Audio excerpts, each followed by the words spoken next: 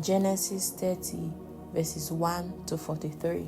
And when Rachel saw that she bare Jacob no children, Rachel envied her sister and said unto Jacob, Give me children, or else I die. And Jacob's anger was kindled against Rachel, and he said, Am I in God's stead, who hath withheld from thee the fruit of the womb? And she said, Behold, my maid Bilhah, go in unto her, and she shall bear upon my knees, that I may also have children by her. And she gave him Bilhah, her handmaid, to wife, and Jacob went in unto her. And Bilhah conceived and bare Jacob a son. And Rachel said, God had judged me, and had also heard my voice, and had given me a son. Therefore called she his name Dan.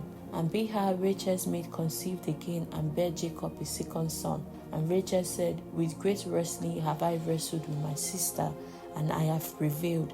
And she called his name Naphtali. When Leah saw that she had left bearing, she took Zilpah, her maid, and gave her Jacob to wife. And Zilpah, Leah's maid, bare Jacob a son. And Leah said, A troop cometh, and she called his name Gad. And Zilpah, Leah's maid, bare Jacob a second son. And Leah said, Happy am I, for the daughters will call me blessed. And she called his name Asher. And Reuben went in the days of wheat harvest, and found mandrakes in the field, and brought them unto his mother Leah. Then Rachel said to Leah, Give me, I pray thee, of thy son's mandrakes. And she said unto her, Is it a small matter that thou hast taken my husband? Why wouldest thou take away my son's mandrake also? And Rachel said, Therefore he shall lie with thee tonight for thy son's mandrake. And Jacob came out of the field in the evening, and Leah went out to meet him, and said, Thou must come in unto me, for surely I have hired thee with my son's mandrake. And he lay with her that night. And God hearkened unto Leah, and she conceived and bare Jacob the fifth son. And Leah said, God hath given me my hire, because I have given my maiden to my husband. And she called his name Issachar. And Leah conceived again and bare Jacob the sixth son. And Leah said, God had endued me with a good dowry. Now will my husband dwell with me, because I have borne him 6 sons. And she called his name Zebulun. And afterwards she bare a daughter, and called her name Dinah. And God remembered Rachel, and God hearkened to her, and opened her womb. And she conceived and bare a son, and said, God had taken away my reproach. And she called his name Joseph, and said, The Lord shall add to me another son. And it came to pass, when Rachel had borne Joseph, that Jacob said unto Laban, Send me away, that I may go unto my own place and to my country. Give me my wives and my children, for whom I have served thee, and let me go, for thou knowest my service which I have done thee. And Laban said unto him, I pray thee, if I have found favor in thy eyes, tarry, for I have learned by experience that the Lord hath blessed me for thy sake. And he said, Appoint me thy wages, and I will give it. And he said unto him, Thou knowest how I have served thee, and how thy cattle was with me.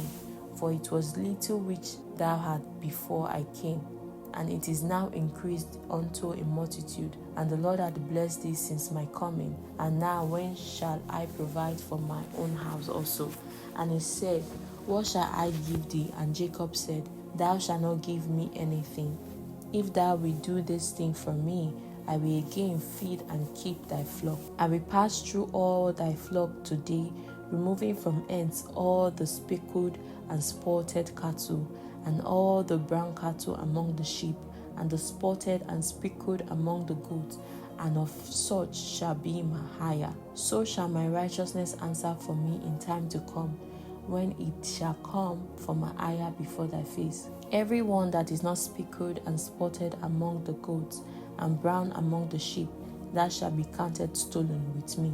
And Laban said, Behold, I would it might be according to thy word. And he removed that day the he-goats that were ring-strapped and spotted, and all the she-goats that were speckled and spotted, and every one that had some white in it, and all the brown among the sheep, and gave them into the hand of his sons.